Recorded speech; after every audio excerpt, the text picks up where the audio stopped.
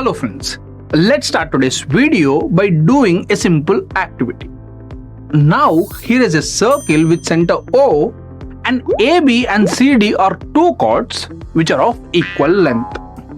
Now what we will do is, we will cut the minor segment formed by the chord AB and try to paste it on the minor segment formed by the chord CD and see whether it will exactly fit in or not.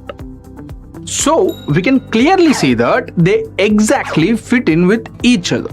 So from this we can conclude that if two chords are of equal length in a circle, then the arcs formed by them are congruent, because we know that shapes that coincide with each other exactly are congruent shapes. So we can conclude that in a circle, if two chords are of equal length, then the arcs formed by them are congruent. And conversely, in a circle, if arcs are congruent, then the chords which form those arcs will be of equal length. Now let's recall the angle subtended by the chord at the center of the circle. So here is a circle with the center O and AB is a coordinate. The point C is on the circumference of the circle.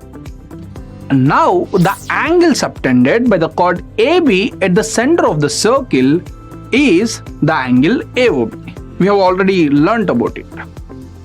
Also observe that C is a point on the minor arc formed by the chord AB in this circle.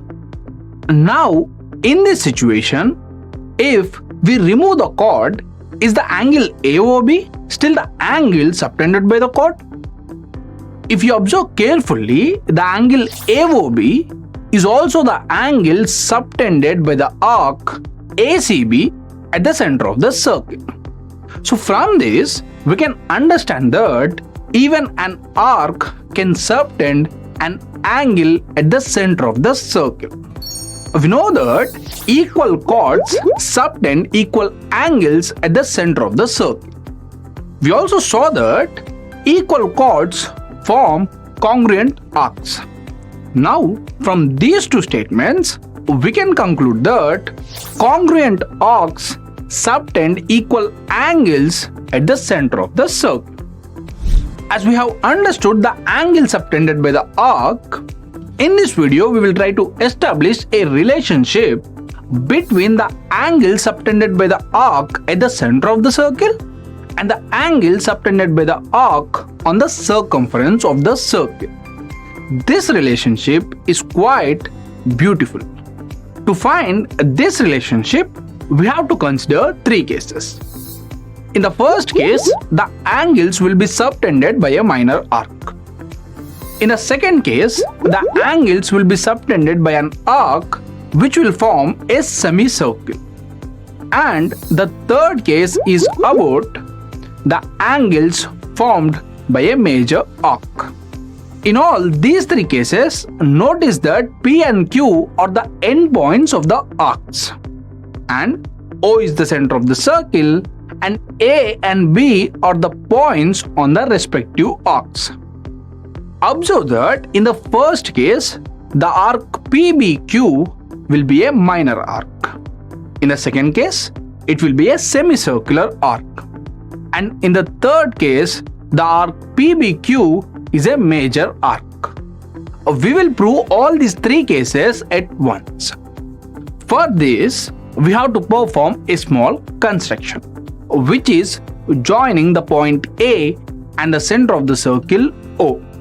So let's join O and A in all these three circles. Now if we consider the angle PAO to be x degrees and the angle QAO to be y degrees, then the angle PAQ will be x plus y degrees, and the angle PAQ is the angle subtended by the arc on the circumference of the circle. Now our aim is to find the angle POQ which is the angle subtended by the arc at the center of the circle in terms of the angle PAQ. So we have to find the angle POQ in terms of X and Y. Now observe that the line segments OA, OP and OQ are radii of this circle, which implies that they must be of equal length. So OA must be equal to OP, which must be equal to OQ. Now, how do you think this is going to help us? If you observe carefully, in the triangle OAP, the angle APO will be equal to X degrees. Since we know that the angles opposite to the equal sides are equal. So, the angle APO is equal to X degrees. For the same reason, in the triangle OAQ, the angle AQO will be equal to Y degrees. So, angle APO equal to X degrees and angle AQO equal to Y degrees. Now, what about the angles AOP and AOQ? We know that the sum of the angles in a triangle is equal to 180 degrees.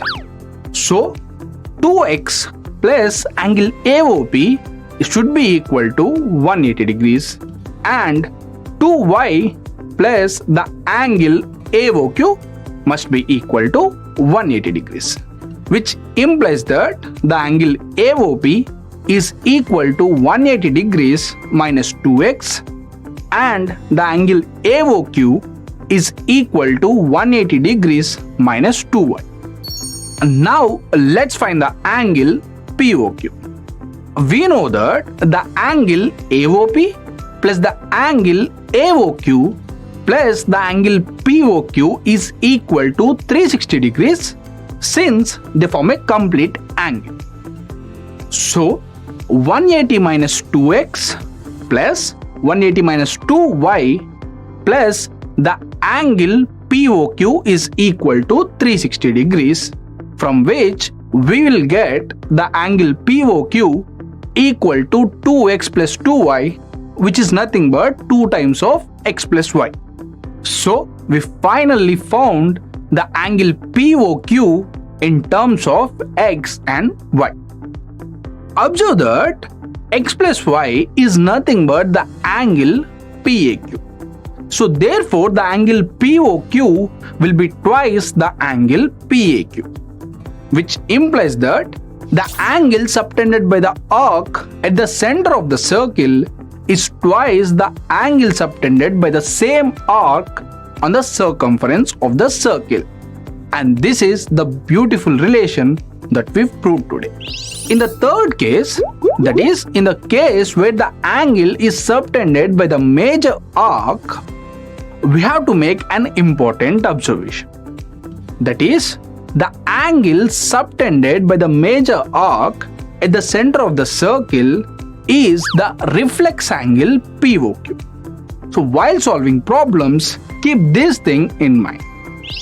Here are 2 problems for you to solve. In the first problem, the angle XOZ is given as 120 degrees and you have to find the angle XYZ. In the second problem, the angle PMQ is given as 40 degrees and you have to find the angle POQ. For the first problem, the answer should be 60 degrees. That is, the angle XYZ must be 60 degrees since it is the angle subtended by the arc on the circumference of the circle and it must be half of the angle subtended by the same arc at the center of the circle. Now we know that the angle subtended at the center is 120 degrees and for this reason the angle XYZ is 60 degrees. For the second problem, the angle POQ must be equal to 80 degrees since it is the angle subtended by the arc at the center of the circle and we know that it must be twice the angle subtended by the arc at the circumference of the circle. the angle at the circumference of the circle is 40 degrees. So the angle at the center of the circle, which is the angle POQ, must be equal to 80 degrees. So the angle subtended by the arc at the center of the circle is twice the angle subtended by the same arc on the circumference of the circle. Since we proved this statement, this will be a theorem. Now, with the help of this theorem, let us derive one more theorem. Now, consider this figure. In this figure, the angle POQ is the angle subtended by the arc at the center of the circle, and the angles PBQ and PCQ are the angles subtended by the arc on the circumference of the circle. Also note that the angles PBQ and PCQ are known as the angles in the same segment since they are subtended by the same arc on the same segment. So, the angles PBQ and PCQ are the angles in the same segment, and now we are going to prove that both these angles are equal. So, what we are trying to prove is the angles in a same segment are equal. For proving this, first consider the angles POQ and PBQ. Tell me what is the relationship between these two angles? Now, we know that from this theorem, the angle POQ will be twice the angle PBQ. So, this will be our first equation. Now, tell me what is the relationship between the angles POQ and PCQ? Observe that the angle PCQ is angle subtended by the arc on the circumference of the circle. So therefore, the angle POQ must be twice the angle PCQ as well. So angle POQ equal to 2 times the angle PCQ. This will be our equation 2. Now comparing the equations 1 and 2, we can easily conclude that the angle PBQ is equal to the angle PCQ. So, we just proved that the angles in the same segment are equal. That is, in this figure, the angle PBQ will be equal to the angle PCQ, which will be equal to the angle PDQ, and so on. Now, what about the converse of this theorem? Why don't you try to prove the converse of this theorem and meet me in the next video where we will discuss about cyclic quadrilaterals along with this theorem. So, before we end this video, let's quickly summarize what we have learned so far. In a circle, if two chords are of equal length, then their corresponding arcs are congruent. In a circle, if two arcs are congruent, then their corresponding chords are of equal length. The angle subtended by the arc at the center of the circle is twice the angle subtended by the same arc on the circumference of the circle. For the angle subtended by the major arc, the angle subtended at the center of the circle is the reflex angle. Angles in a same segment are equal.